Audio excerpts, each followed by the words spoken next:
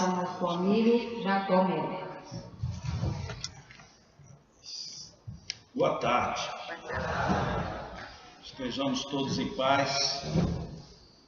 Desculpem esse pequeno atraso hoje, mas os imprevistos acontecem. O ano novo, como vivê-lo, eis um tema interessante. E eu gostaria de começar desejando a todos um feliz 2012.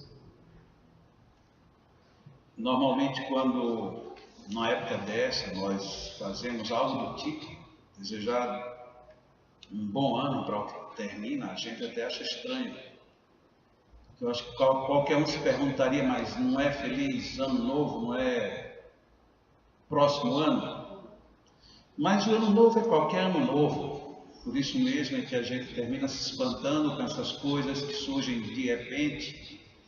E a gente às vezes fica dando risadas, porque quando foi para falar sobre o Natal, eu sugeri aqui neste mesmo Leão que nós fôssemos dizer Feliz Natal para todo mundo, pelo menos durante 2 semanas.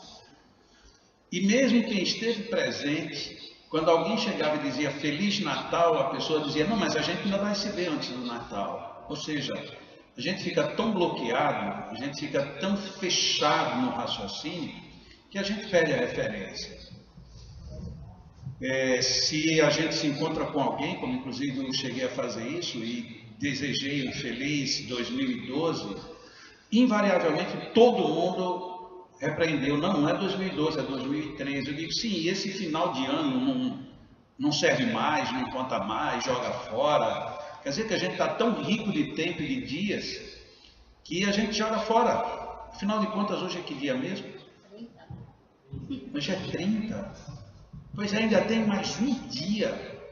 Mas o que é mais um dia para a gente parece que não é coisa nenhuma, né? Porque a gente diz feliz 2012 e o 2012 passa. Por que nós ficamos dessa maneira? Porque nós somos fechados por natureza. Nós nos fechamos a qualquer coisa que mude um padrão que a gente esteja.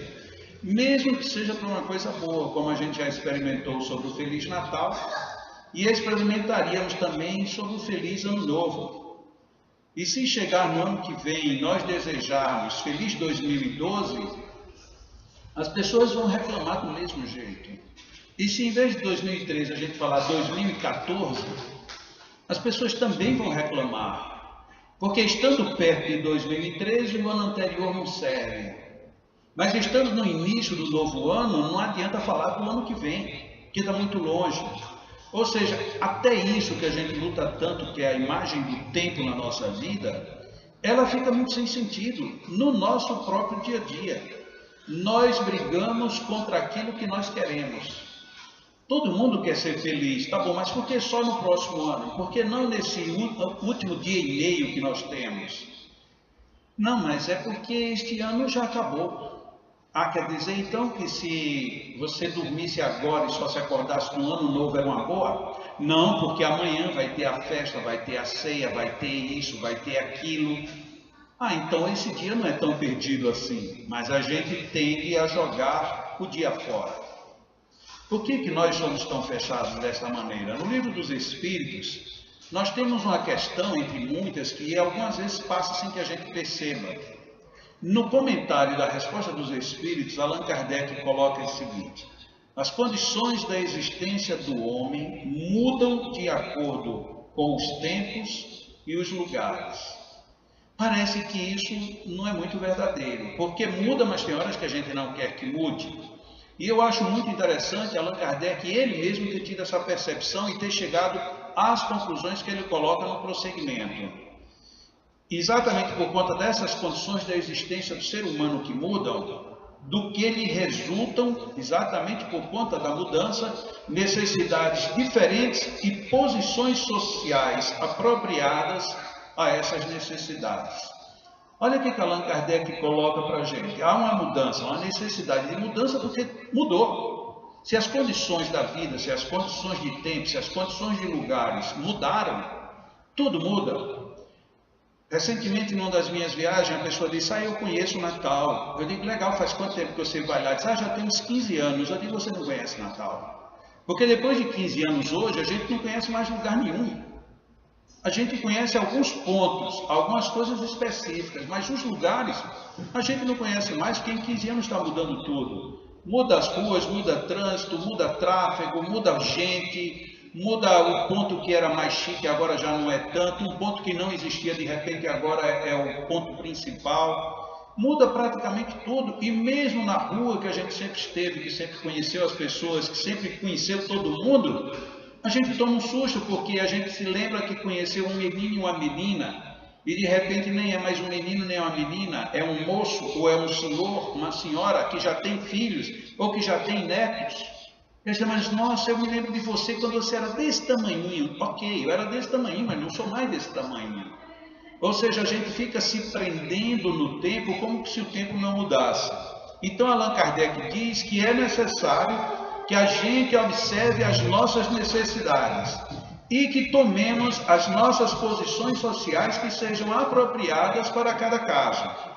Porque, e aqui olha que observação interessante ele coloca, está na ordem das coisas e por isso mesmo esta diversidade é conforme a lei de Deus. Então todas essas mudanças, todas essas alterações, elas estão de conformidade com as leis divinas. Não são coisas que acontecem a fruto do acaso, a favor de coisa nenhuma. E aí Allan Kardec conclui de uma maneira onde a nossa responsabilidade fica muito mais forte. À razão cabe distinguir as necessidades reais das factícias ou convencionais. E é aqui onde está então a nossa grande responsabilidade. Tudo muda.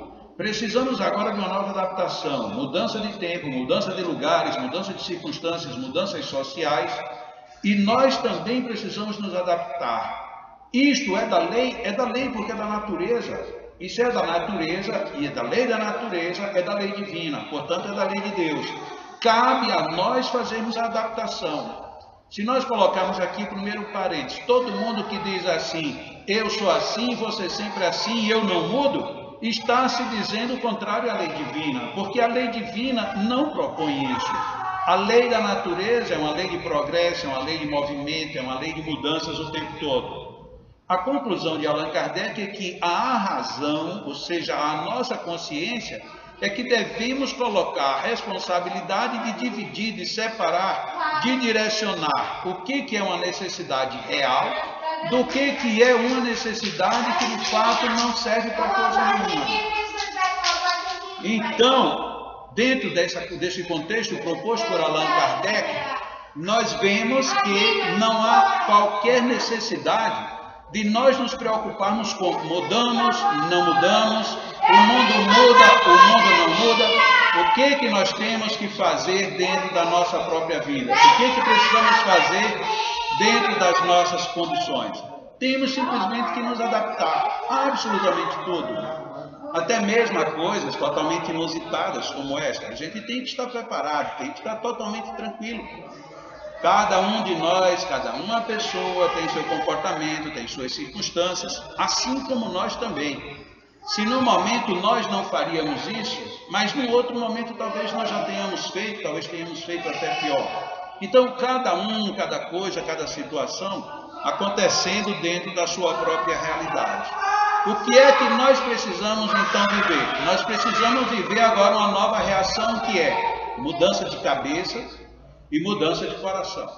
Porque se nós não mudarmos a nossa cabeça, nós ficaremos totalmente presos ao que fomos, ao que éramos, ao que queríamos ser e deixaremos de viver as experiências que precisamos viver, que precisamos ser, que precisamos realizar. Mudar cabeça, mudar coração não é fácil. Por mais lógico que seja, é difícil. E por que é difícil? É difícil porque nós precisamos estabelecer mudanças. E na hora que nós precisamos estabelecer mudanças, tudo isso pede que nós, a partir de então, sigamos outras opções. E quantas vezes as opções são boas, mas mesmo assim são desconfortáveis. Por exemplo, uma pessoa que bebe, uma boa opção é deixar de beber. A opção é boa, mas ela é desconfortável porque a pessoa já se acomodou bebendo. Muitas vezes a opção seria não pensarmos ou não julgarmos mal. Mas é tão comum a gente julgar e a gente pensar mal que é difícil a gente aceitar esse tipo de mudança. E por aí nós vamos vivendo. Mas vai ser muito difícil nós chegarmos num ponto feliz nas nossas vidas em que nós não promovamos uma verdadeira explosão de sentimentos e de raciocínios. Quantas vezes a gente lê um livro 1, 2, 10, 20 vezes, ou assiste um filme, ou ouve uma peça, ou assiste um programa qualquer, ou alguém nos conta a mesma história, e num dado momento aquilo ali toma um rumo novo na nossa vida. Quantas vezes nós já vivemos histórias muito parecidas e não nos damos conta, mas um belo dia, no ato daquilo se repetir, tudo acontece diferente. São as circunstâncias em que muitas vezes a nossa cabeça literalmente explode, quando nós deveríamos, na realidade, ir abrindo a mente para o raciocínio. Quanto mais nós nos propomos vivermos fechados, dizendo eu não faço, eu não sou, eu não aceito, eu não quero, por mais que tudo isso aconteça, é aparente ser favorável para nós, mais desfavorável é para quem vive. Tanto é que nós temos na vida uma série de questões que a gente não tem praticamente nenhuma resposta. Por exemplo, por que eu estou hoje em Parnamirim? A gente vai dizer, eu estou aqui porque eu quero.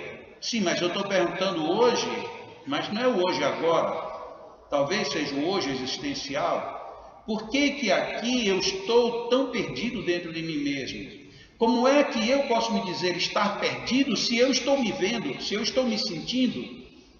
Que dicotomia é essa quando eu digo, não, mas eu estou fora de mim, mas eu não posso estar fora de mim porque eu estou dentro de mim, porque se eu estou fora de mim, então eu não sou, pelo menos não sou o que eu penso que sou. Nós não temos respostas para muitas indagações do nosso cotidiano. Por que eu fui me apaixonar por esta pessoa e não por aquela outra? Por que mesmo eu querendo aprender matemática, eu preferi fazer ciências biológicas? Por que eu sempre quis estudar e parecia que o mundo estava totalmente contra a minha pretensão? E por que mesmo eu indo contra tudo e todos, eu não consegui chegar onde eu queria? E o outro diz assim, eu não queria ir para canto nenhum e cheguei onde cheguei. O outro diz, mas eu dei boa educação para os meus filhos e eles se perderam. E o outro diz assim, eu deixei a natureza tomar conta e deu certo. Mas deu certo para todos, deu certo para uns, para outros não deu. Aí a gente vai advogar como espíritas, é porque tem a reencarnação. Isso seria argumento apenas, e não fato. Porque a reencarnação, se ela existe para quem acredita e para quem não acredita. E se essa é a explicação para dar errado, essa explicação é a mesma para dar certo. Então ela sozinha ela fica frágil e a gente começa a andar sem respostas. Por que é que eu não acredito em Deus? Eu não acredito em Deus porque não deve existir Deus. E como é que você existe? Aí a gente já não sabe mais responder. Não, eu existo porque meu pai e minha mãe tiveram relações e a partir dali houve um encontro biológico, genético. Sim, mas então você poderia ter sido fruto de um encontro biológico, por exemplo, de duas raposas. E aí você não seria você? Você seria uma raposa? É assim que você pensa que é a vida? Não, mas é diferente. Mas por que é diferente? Por que para uma raposa ela vai nascer numa raposa? E por que eu, como gente, vou nascer filho de gente? E por que nascendo como filho de gente eu nasci filho dos meus pais e não dos outros pais? Por que os meus pais são ou fizeram ou fazem comigo o que está sendo? Ou porque os meus pais não fizeram aquilo que eu queria? Mas se você é pai ou é mãe, por que você também não consegue fazer o que você acha que deveria fazer? Mas você não criticou tanto seus pais porque faziam? E agora é sua hora de fazer, como é que você vai fazer? E a gente percebe que as perguntas mais comuns, mais do dia a dia, vão ficando sem respostas. Como a música do Gonzaguinha, e a vida, o que é, diga lá, meu irmão, é uma doce ilusão. Eu fico com a pureza das respostas das crianças. É bonita e é bonita. É uma resposta pura, simples. E nela fica embutida toda a estrutura da não aceitação da negatividade da vida. Porque na hora que você diz que a vida é bonita e é bonita, então está incluindo tudo, mesmo aquilo que a gente pode dizer que seria o feio. Mas por que a gente acha que a resposta essa é boa? Porque é uma resposta que a gente não pensou nela, porque se a gente já tivesse pensado, a gente diria, mesmo eu aleijado, mesmo eu cego, mesmo eu sofrendo, mesmo eu com limitações, com perseguições, com tudo, posso também dizer que a vida é bonita e é bonita. Tanto é que qualquer ideia de religião, de religiosidade, de religiosos, de qualquer filosofia de vida, quando alguém passa por um aperto e diz, Senhor, me dá mais um pouco de vida. Se ela fosse tão ruim, a gente não queria. E quando a gente não quer a vida, não é porque a vida é ruim, é porque a gente não está conseguindo ver a beleza da vida. Então, quantas perguntas nós temos que nós não temos respostas? E aí o que é que nós fazemos? Fazemos de conta que não existem as perguntas. Ou ficamos encasquetados na pergunta e não buscamos a resposta, porque temos medo das respostas. Tem muitas respostas que nos machucam. Por que meu pai fazia isso comigo? Por que a minha mãe não me permitiu fazer aquilo? A gente vai querer, num primeiro momento, jogar toda a culpa neles. Mas, num segundo momento, quando a gente já está numa outra etapa da vida, a gente diz, mas eu, no lugar deles, também teria feito ou deixaria de fazer. E aí a gente tem medo dessa resposta, porque agora a gente entende, a gente sabe qual é o mote do movimento. E o que isso levou? O que isso construiu em nós? E nós ficamos sem essas respostas. E a vida é muito simples, a vida é uma oferta. O problema é que a gente não só faz, quanto muitas vezes a gente aceita que as pessoas nos dominem. E as pessoas vão colocando na nossa cabeça o padrão delas. E nós vamos vivendo esses padrões. Como, por exemplo, essa história. Um menino, muito pequeno, mas gostava muito de desenhar. Ele amava desenhar. E quando ele chegava em casa, a mãe insistia para ele fazer os deveres, porque senão ele ficava só desenhando. Terminava de fazer os deveres, ele já pegava um papel e começava a desenhar. E no ano que ele entrou, no ano seguinte, a professora na primeira aula disse, olha, nós vamos este ano ter aula de desenho. Ele já deu um grito, eba, que legal. E nós vamos fazer um desenho. Ele já sacou uma folha de papel e já começou a desenhar. E no que ele foi começando a riscar, a professora disse, olha, não é para começar agora, esperem. Ele parou. Eu quero que vocês desenhem uma rosa. Ele disse, que legal. E então eu vou desenhar uma rosa. E já foi continuando e fazendo o desenho da rosa. E ele já ia querendo se adiantar no desenho da rosa, porque ele adorava desenhar rosas de todos os tipos e tinha uma coleção de lápis coloridos. E ele já estava começando a jogar cores na rosa. A professora chegou e disse, olha, mas a rosa tem que ser uma rosa cor-de-rosa com o talo e as folhas verdes. E ele olhou para a rosa dele, estava multicolorida. E era uma rosa que não era apenas uma, ela tinha rosa, tinha botões, ele era praticamente um artista no lápis. E ele ficou frustrado. E a professora olhou para ele e disse, pegue um papel e faça o que eu estou pedindo. Você, como aluno, tem que fazer o que o professor pede. Ele ficou meio triste e disse, tá bom, então vou fazer a rosa que a senhora quer. E fez uma belíssima rosa. Terminado aquilo, ele saiu meio frustrado, porque ele sabia que a rosa dele era muito mais bonita. No outro dia, quando chegou hoje, vamos ter novamente uma aula de desenho. E ele não quis nem saber, já pegou lá e começou a desenhar. Ela disse, olha, esperem, eu vou dizer o que vocês vão desenhar. Ele disse, já sei que não posso mais fazer como eu quero, espero. Vocês vão desenhar um prato. Aí ele já pegou, já começou a riscar um prato. Ele disse, não, espere, eu não disse como é que era o prato. E ela olhou para o prato que ele desenhava, era um prato raso. E ela provocantemente disse, eu quero que desenhe um prato fundo. E aí o menino teve que fazer todo o desenho e desenhou um prato fundo. E foi frustrado. E a partir daí ele percebeu que quando a professora falava que tinha um desenho, ele não podia fazer nada, tinha que esperar até o último momento para saber o que ia desenhar, do jeito que era para desenhar, que era para atender às necessidades da professora. E assim ele passou o ano sendo frustrado naquilo que ele mais gostava, que era desenhar. No ano seguinte, numa outra sala, com uma outra professora, e a professora chegou para os alunos e disse, olha, hoje vamos ter aula de desenho. Ele já não tinha mais nenhuma alegria. E ficou lá parado. Eu quero que vocês comecem a desenhar. E ele ficou lá parado. E os meninos começaram a desenhar e ele lá parado. Aí a professora chegou perto deles, você não está desenhando, pois não? Ele disse, eu estou esperando da senhora para saber o que é que eu devo desenhar. Disse, não, mas eu quero que você desenhe o que vier à sua mente. Disse, mas a senhora não é a professora, nem a senhora quem determina o que eu tenho que desenhar. Não, eu quero que você desenhe o que você quer, para eu poder saber qual é a arte que você tem e em que você se fixa para poder fazer aquilo que está dentro de você. E o menino então, sem saber o que fazer, desenhou uma rosa cor-de-rosa com as folhas verdes. Ele tinha sido podado na sua arte. Uma criança pode se permitir isso porque ela não tem uma força de argumentação muito grande. Mas quando nós já somos adultos, nós temos uma responsabilidade totalmente diferente entre o que os outros querem que a gente faça. Tem muita gente que nós conhecemos, eu acredito que todos nós aqui, que nós conhecemos e perguntamos o que você é em termos de religião. E a pessoa diz, eu sou de tal religião. E se você pergunta por quê, o porquê é esse mesmo motivo da rosa.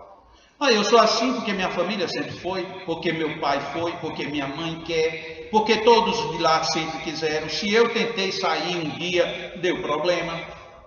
E a gente não percebe que a gente entrou no modelo que alguém nos sugeriu. Por que é que você tem a sua profissão? Ah, porque eu fui preparado para isso. Você foi preparado, mas você se preparou para o quê? Não, eu não me preparei. Bom, eu me preparei, mas me preparei porque alguém me determinou que fosse isso. Mas como é que você pode fazer isso só porque alguém disse que você queria ou que deveria? E nós vamos percebendo que aos poucos a nossa vida ela vai sendo podada em muitas circunstâncias. Circunstâncias de pensar, circunstâncias de fazer, de viver, de se relacionar, de realizar, de deixar de fazer, de mudar. A gente vai perdendo a própria identidade. A gente vai fazendo igual o menino que, apesar de continuar desenhando muito bem uma rosa, ele perdeu a espontaneidade de desenhar. Perdeu a total naturalidade de quê? De viver. E a gente não percebe isso. Nós perdemos a espontaneidade de vida. Porque nós fazemos em última instância porque eu sempre fiz. Mas porque você sempre fez não quer dizer que deva continuar para sempre. Afinal de contas, você não é um pedaço de uma pedra. Você é ser que se movimenta, que pensa, que tem nervos, que tem sensibilidade. Nós não deveríamos nos permitir, em pleno 2012, vivermos ainda sob violentas injunções do que alguém acha que a gente deve ser ou querer. Porque nós nos prendemos muito a isso. Infelizmente, ainda ficamos muito sem ter um real valor do que de fato tem um valor real dentro das nossas vidas. Como isto é difícil. Eu falo de mim mesmo, é muito difícil. Mas para isso a solução já foi apresentada, tanto por Allan Kardec na mensagem do Livro dos Espíritos, como naquelas outras imagens. Precisamos abrir a cabeça, como precisamos abrir o coração. Do contrário, a gente vai ficar o tempo inteiro repetindo e repetindo e querendo encontrar culpados, querendo encontrar quem vai resolver os nossos problemas, quando os nossos problemas, já está aí na própria definição, são nossos. É tão engraçado quando a gente chega hoje, por exemplo, na televisão, esta semana foi uma semana extremamente característica de se rever as pessoas, os acontecimentos, os fatos. Em todos os canais, invariavelmente, entre tudo que apareceu, um personagem apareceu em todos, que se chama Neymar. Um grande jogador de futebol, um primor de arte. Mas todo mundo fez questão de chamar a atenção também para o cabelo dele. E aí o que acontece? Surgiu uma onda de seguidores com aqueles cabelos lindos e maravilhosos que ele usa, que é bonito aquilo, né? Aquilo é um negócio muito lindo, não é? É tão lindo que eu estou quase fazendo o meu igual, porque é um negócio impressionante. Mas se eu fizer um negócio daquele, o que vai acontecer? Todo mundo vai dizer uma piadinha, mas todo mundo vai aceitar. Porque a gente está imitando um ícone, está imitando um ídolo, está imitando uma pessoa famosa. Agora imagina se não existisse Neymar, chegasse Jacó aqui com aquele cabelo que ninguém nunca tivesse feito, Iam dizer, agora no Leão já tem obsessor reencarnado fazendo palestra, porque esse negócio de obsessor, um cabelo desse, isso é um perturbado. Como é que a pessoa vem fazer uma palestra com um cabelo daquele? Ou seja, a gente muda todo o foco do espírito para a aparência. Nós começamos a ficar muito presos a esses detalhes. Ele é muito bom jogador de futebol, ele é muito bom isso, é muito isso, mas o cabelo dele parece uma propaganda bem antiga, né? Mas o cabelo, e ele sabendo que isso chama a atenção, o que é que ele faz? A cada 6 meses ele dá uma renovada, mete uma mecha loura, depois uma preta, depois um não sei o quê, e os bobos vão todos atrás, achando aquilo a coisa mais puritana possível. Nós estamos perdendo a nossa habilidade de desenhar. Não é necessariamente de criticar ou de ver melhor ou pior, mas de nós termos isenção de pensarmos. Se a gente pensa diferente, é um negócio muito complicado. O mundo não aceita quem pensa diferente. E aí a gente fica com medo de pensar. E quando a gente pensa alguma coisa diferente, a gente se cala. Eu tenho um amigo espírita que ele vive uma situação muito delicada. Algumas pessoas dizem assim, Jacó, não sei como é que você passa viajando tanto, falando de magnetismo, num mundo que não quer saber dele. Mas essa do meu amigo só não é mais grave porque ele não viaja e também praticamente não fala com ninguém. Mas quando ele um dia se encasquetou com ninguém menos do que André Luiz, o Espírito, porque André Luiz colocou para nós a figura do umbral. Ele disse numa viagem que eu fui lá na cidade dele, ele disse, Jacó, na obra de Allan Kardec não existe umbral. Eu tomei um susto. Eu disse, acho que você está enganado. Ele disse, não existe. Eu digo, é porque talvez você não tenha lido direito Céu e Inferno, bati de ponta a ponta. Não tem. E na revista Espírita, não tem.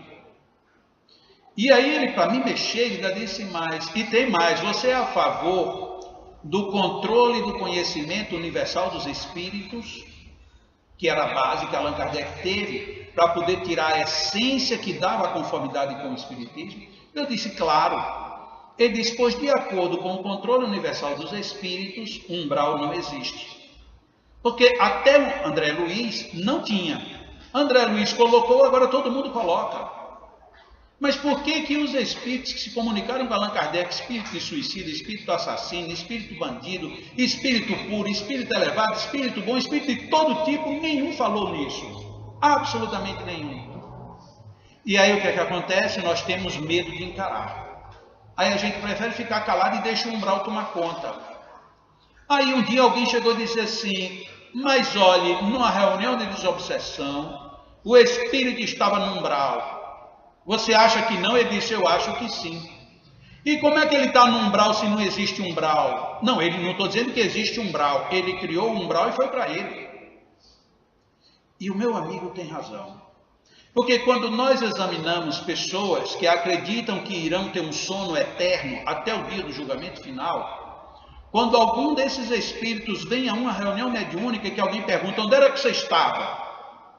Eles nem falam de inferno, nem falam de umbral, nem falam de reino do céu, não falam de nada, eu estava no sono eterno.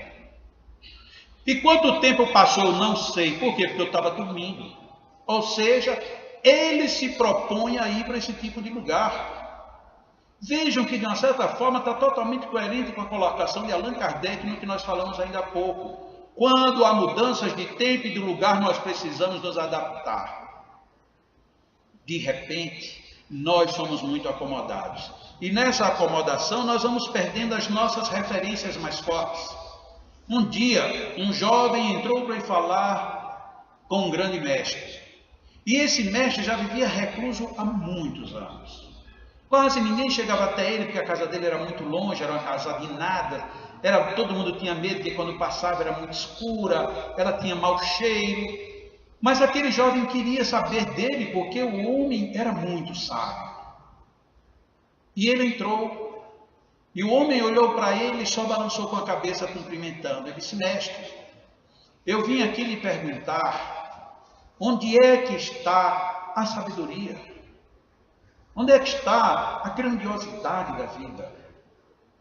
Onde é que está a luz e a felicidade?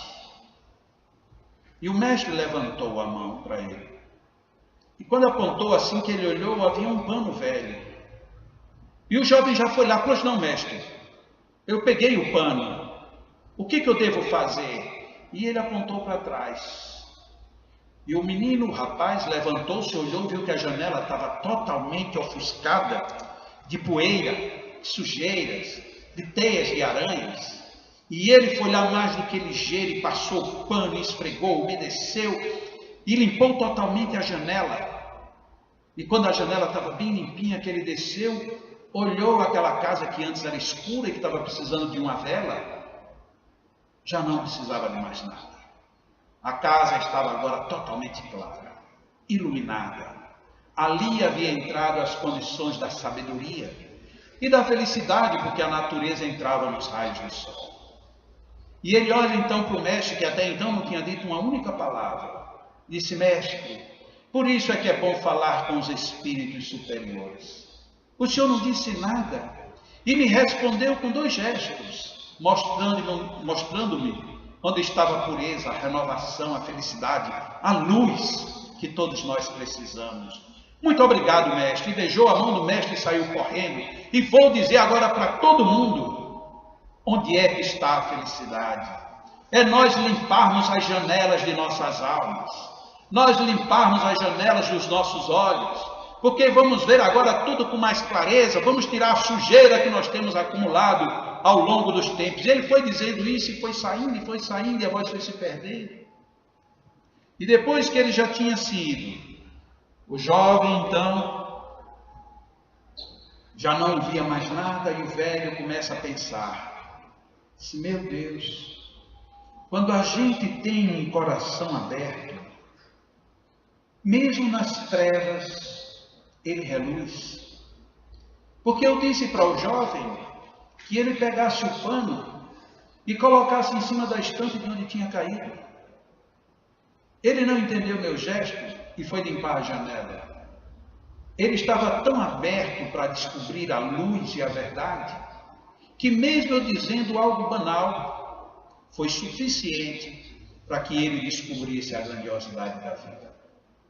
Por que que muitas vezes a gente demora tanto a descobrir isto, quando a gente tem tantos livros, tantas obras, tantas pessoas falando, tantos cultos, tantas missas, tantas religiões, tantas sinagogas lotadas, dizendo verdades imorredoras, mas nós simplesmente vamos em frente, como que parecendo que não queremos necessariamente ouvir, não queremos saber para que serve aquele pano, muito menos limpar nenhuma janela.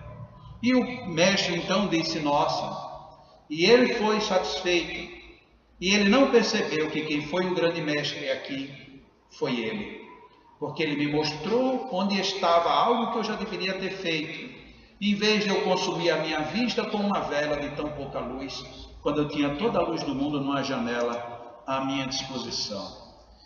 Onde está o vosso tesouro, aí está o vosso coração, conforme Mateus registrou no capítulo 6, versículo 21. O nosso tesouro está em nós, está na nossa vida, está na nossa alma. Mas o que é que nós temos feito deste nosso tesouro? Muito pouca coisa. E quanto menos a gente faz com o nosso tesouro, mais difícil vai ficando nós aproveitarmos tudo que tem nele. As pessoas que têm a tradição de fazer árvores de Natal sabem que a bola de Ano Novo é uma bola de cor diferente. É uma bola de cor verde azulada. Mas aí a gente pergunta: por quê? Eu não sei. Mas por que você não sabe? Eu não sei, mas eu sei que é uma verde azulada. Sim, mas por quê? Aí alguém aventura: é porque o verde é o verde da esperança. Tá bom, então o vermelho das árvores de Natal é o vermelho de quê? E aí a gente fica meio que envergonhado com o raciocínio, porque se é pela cor verde ser esperança, o vermelho é o que? Paixão, raiva, em alguns é até ódio. E será que a nossa árvore de Natal vai ser feita de bolinhas vermelhas? Não, não é este o espírito. Era alguma coisa a destacar, algo que começava. E se não for verde, pouco importa. E se não for bola, também pouco importa. Mas às vezes a gente fica preso. E conta-se que um dia uma senhora tinha acabado de armar a árvore de Natal E quando ela colocou lá em cima a bola verde, que seria a bola do fim do ano, quando ela foi descendo, a bola caiu e quebrou. E ela disse: meu Deus, meu novo ano vai ser uma desgraça. E foi. Foi porque a bola quebrou? Não, foi porque a partir dali ela disse, todas as vezes que acontecia qualquer coisa, ela dizia: tá vendo? Foi a bola verde. Foi a bola verde. E ali no meio do ano, a bola verde já não era mais a bola verde, era a bola verde que estava sendo manuseada pelo capeta. Era a bola verde dos inimigos que ficavam desejando mal. E não tinha absolutamente nada disso. Se ela acreditava que a bola verde era a grande bola do novo ano, quebrou, coloca logo duas, porque se quebrasse ainda sobrava uma. Ou se uma era pouco, coloca duas, porque você vai ter muito mais felicidade. Mas nem nos nossos símbolos, nem nos nossos mitos nós acreditamos. Porque se acreditássemos, quebrou a bola, a gente trocaria. E na hora que trocasse, estava tudo restabelecido. Mas a gente prefere acreditar no negativo da coisa, da vida, do que necessariamente aproveitar a vida para viver como Jesus propôs, uma vida com grandiosidade.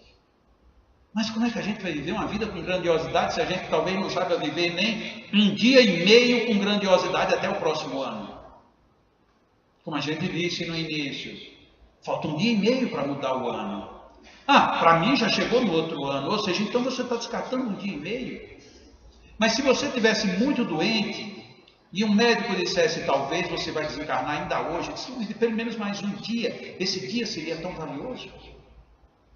Mas a gente não para pensar. E aí a nossa vida vai ficando diminuta, a gente mesmo vai diminuindo. Eu queria ainda muitos anos de vida, então aproveite o resto desse. Mas você quer aproveitar como? Gastando a vida? Gastando a saúde? Não valerá a pena. Vamos viver a vida com grandiosidade. Vamos viver a vida com uma felicidade total. Essa proposta é uma proposta de Jesus. Essa proposta é uma proposta espírita. Mas, infelizmente, a gente fala muito pouco nela. E eu tenho falado muito aqui no Leão, o reino de Deus é comparado a um rei que quis dar uma festa. E festa é algo que se vive com felicidade, com alegria, que se busca com satisfação. Mas nós queremos viver uma festa com o coração pegando fogo. A gente quer fazer do nosso coração um candelabro para a vela e queimando aos pouquinhos, e quando chegar no final queimar e arder tudo. A nossa proposta de felicidade total é viver com grandiosidade. Eu vim para que tenhais vida e vida em abundância, João 10:10. Mas é preciso que a gente esteja muito disposto a viver essa vida. Por quê? Porque 2013 está chegando. 2013 está bem aí. Ok, vamos esquecer 2012? Não. Vamos esquecer que o ano passado a gente prometeu tanta coisa para 2012. Se a gente fez alguma coisa, olha que nova proposta, parabéns. E não ponha novas propostas para o ano que vem. As que não foram realizadas, coloca para realizar agora. Mas leva a fogo e fé. O que era para eu ter feito o ano passado, eu vou fazer neste. E vou fazer para valer. Porque é você quem sabe. E se você se propôs, você não se propôs algo ruim, você se propôs algo bom. 2013 está chegando. É preciso nós estarmos preparados para vivê-lo. E façamos como as crianças, que em vez de ficar reclamando do outono, ela brinca com as folhas que caíram. Que em vez de ficar reclamando com os aprendizados, com as dores, com as dificuldades da vida, ela fica sorrindo o tempo inteiro. Esta é a nossa proposta de vida, essa é a nossa proposta de ano novo. Que vai cair folhas da nossa árvore, vão cair folhas da nossa árvore. Que alguns troncos, que alguns galhos, que algumas frutas vão cair antes do tempo, sim, vão. Mas será que uma árvore é mais sábia do que nós? Nós não temos outono no Brasil, então não sabemos muito bem o que é uma árvore perder todas as suas folhas, para vir um inverno muito pesado depois, e depois ela recomeçar todo um processo. E normalmente a gente diz que coisa mais sofrida e dolorida para a árvore, mas uma outra pessoa pode olhar para a mesma árvore e dizer, mas que coisa inteligente, que vida sabida é a vida de uma árvore. Ela sabe que vem frio forte, que vem neve, e que se ela não proteger sua raiz, ela morrerá. Então ela deixa que saia de si aquilo que no momento não lhe é útil, para forrar sua raiz. E ao mesmo tempo deixar os galhos sem ter onde a neve se acumular, para não pesar tanto e quebrar os seus esforços. E depois que tiver passado aquele inverno de neve, de frio, daquele rigor todo, aquelas folhas que lhe aqueceram vão em se dissolvendo realimentar todo o sistema, todo o ciclo de alimentação da árvore, para que agora ela entre no novo período, o período florido da primavera, que só existiu porque ela antes soube abrir mão das suas folhas para a sua própria defesa. Defesa da raiz e defesa dos galhos. Quantas vezes na nossa vida, para que a gente vença, o que a gente precisa é abrir mão. Abrir mão não de que está certo nem do que está errado, mas abrir mão do que é suficiente para que você viva melhor. Nós vivemos às vezes muito ruim, exatamente porque não aproveitamos as folhas do outono. Precisamos ouvir melhor o nosso coração. O nosso coração diz muitas coisas. Quantas coisas maravilhosas dizem os nossos corações. Eu vou perdoar. Ah, mas eu não vou. Não, eu vou enfrentar essa situação com mais calma. Ah, não, mas eu sou nervoso. Ah, eu deveria talvez rezar um pouco mais. Ah, mas se eu for rezar tanto eu não tenho tempo de viver. E por aí afora. O nosso coração está nos dizendo mil coisas maravilhosas. E nós estamos nos demorando demais para viver essa grande alegria. A alegria não está necessariamente acompanhada numa beira de mar tocando violão. Mas por que a gente não aproveita uma imagem como essa para dizer, nossa, isso existe, é na terra.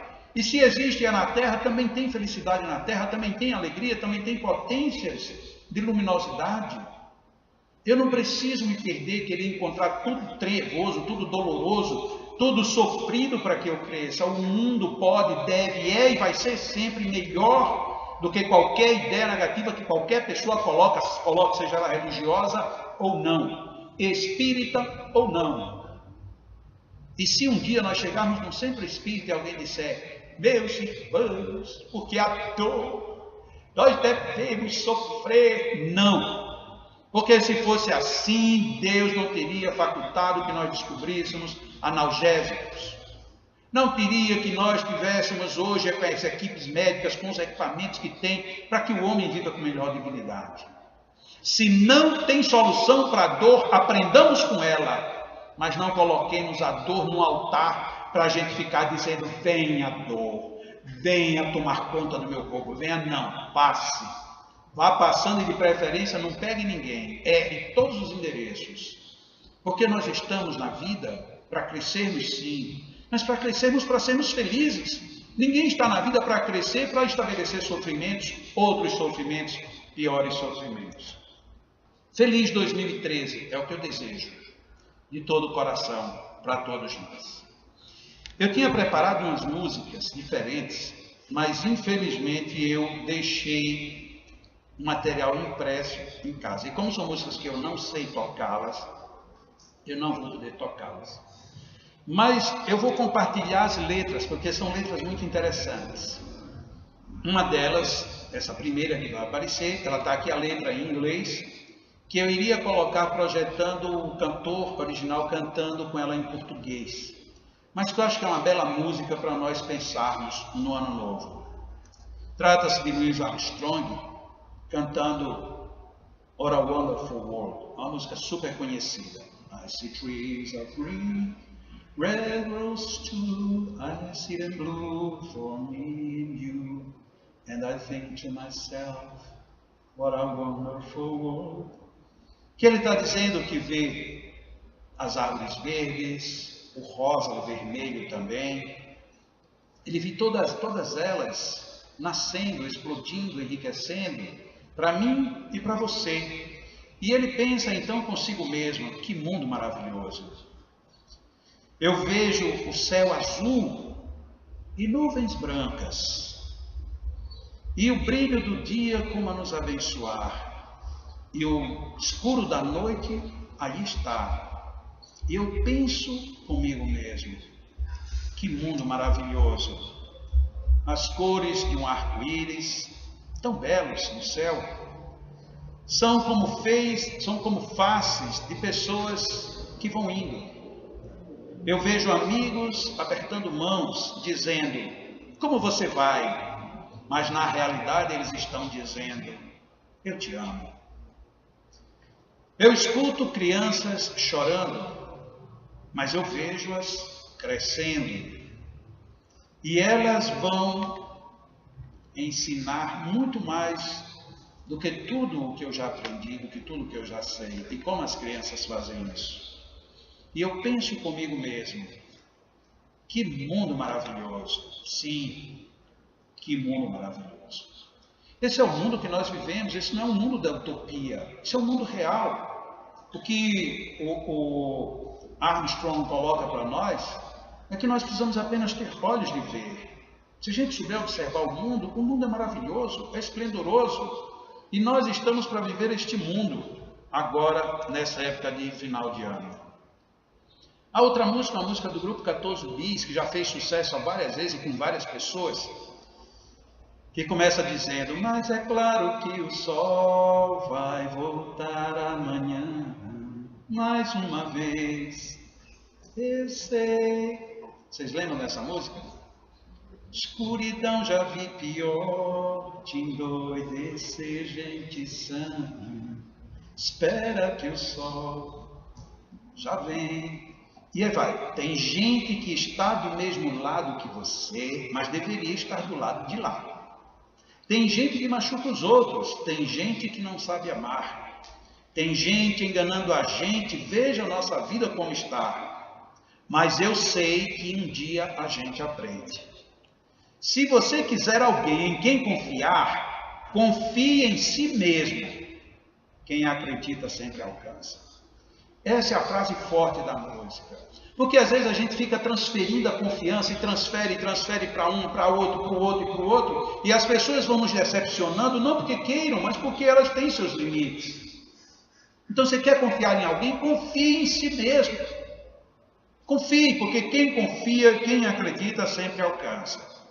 E na segunda estrofe a música diz, mas é claro que o sol vai voltar amanhã mais uma vez, eu sei. Escuridão já vi pior de endoidecer gente sã. Espera que o sol já vem. Nunca deixe que lhe digam que não vale a pena acreditar no sonho que se tem, ou que seus planos nunca vão dar certo, ou que você nunca vai ser alguém. Porque tem gente enganando a gente. Veja a nossa vida como está. Mas eu sei que um dia a gente aprende. Portanto, se você quiser confiar em alguém, confie em si mesmo. Pois quem acredita sempre alcança. Olha, são duas músicas populares, uma americana, uma brasileira. E a gente vê quanta coisa linda tem, quanta riqueza, que mensagem preciosa. Por que a gente não consegue se fixar nessas coisas tão boas, tão ricas, tão felizes, inclusive tão alegres? Roberto Carlos tem essa outra música que até dizem, ela foi uma psicografia que Chico teria recebido do Espírito Emmanuel. E tem muito sentido essa explicação por conta da própria letra. Um certo dia um homem esteve aqui, tinha o olhar mais belo que já existiu. Tinha no cantar uma oração, no falar a mais linda canção que já se ouviu. Sua voz falava só de amor, todo gesto seu era de amor e paz. Ele trazia onde? Coração. Ele pelos campos caminhou, subiu as montanhas e falou do amor maior. Fez a luz brilhar na escuridão, o sol nascer em cada coração e compreender que além da vida que se tem, existe uma outra vida além. E assim um renascer, morrer não é o fim. E aí está a lei da reencarnação. Tudo que aqui ele deixou não passou e vai sempre existir. Flores nos lugares que pisou, caminho certo para seguir. E a segunda parte: eu sei que ele um dia vai voltar e nos mesmos campos procurar o que plantou. Já pensou se ele procura dentro de nós essas coisas? Colher o que de bom nasceu, chorar pela semente que morreu sem florescer. Mas ainda é tempo de plantar, fazer dentro de si a flor do bem crescer, para lhe entregar quando ele aqui chegar. Então vamos plantar, vamos esperar, porque quando ele chegar, a gente vai fazer o refrão. Tudo que aqui ele deixou não passou e vai sempre existir. Flores nos lugares que pisou e o caminho certo para seguir. Olha que legal. Foi até melhor, né? Eu nem ter trazido. Aí agora o Vou Só Canto vem e aí a gente encerra.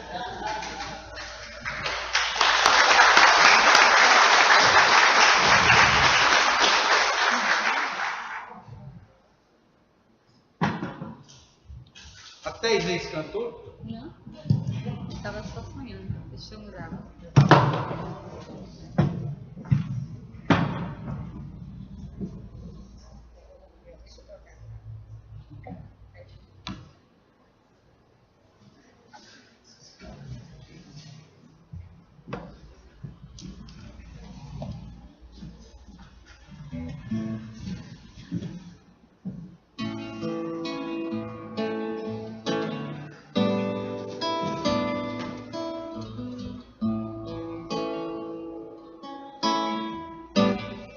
Às vezes vocês não cantam porque não sabem a letra, né? A maioria sabe da letra, mas hoje pelo menos tem a letra, né?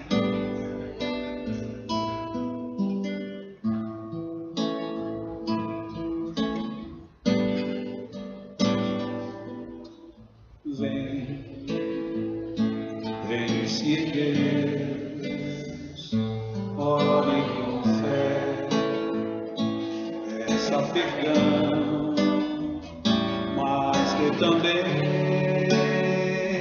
muito de si, e agradeça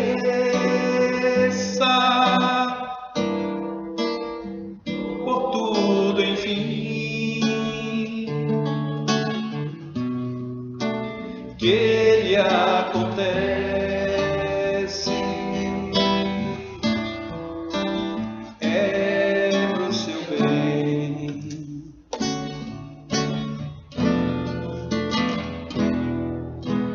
Vem, orar faz bem pro coração, sutil caminho pra se chegar a nosso Pai e pedir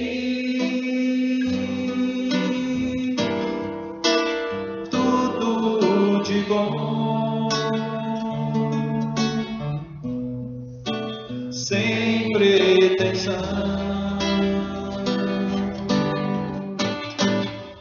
de imposição.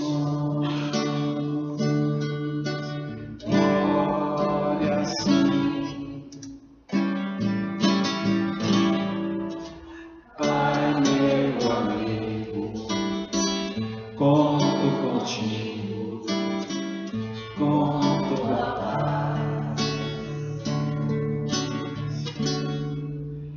Pai de verdade, todo combate comigo estás. Quero te agradecer por tão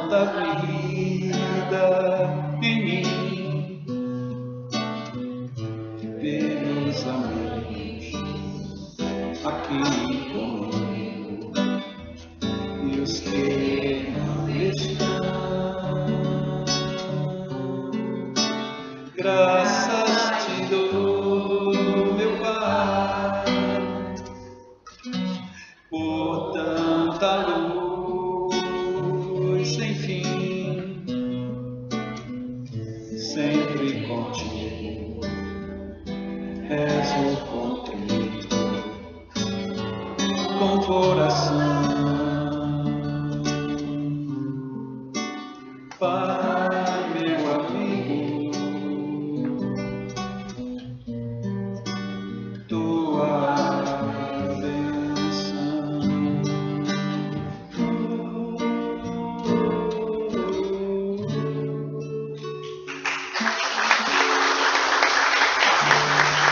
Obrigado. Uma boa tarde para todos. Feliz 2012. Feliz 2013 também. E que as pessoas que queiram participar dos cursos de passes começa no segundo final de semana de janeiro. São 3 finais de semana seguidos. Só participa da parte prática, quem tiver participado da parte teórica. E as inscrições estão na lanchonete ou, para quem quiser, através do site www.jacomelo.com. Lá tem as instruções de como fazer o depósito, mandar a cópia e aí já fica inscrito. Tá bom? Bom final de ano, aproveitemos muito bem este chamado feriadão para colocarmos todos os nossos compromissos conosco mesmo em dia, para que no atravessar do ano a gente esteja bem determinado de sermos bem melhores do que o que somos. Muita paz.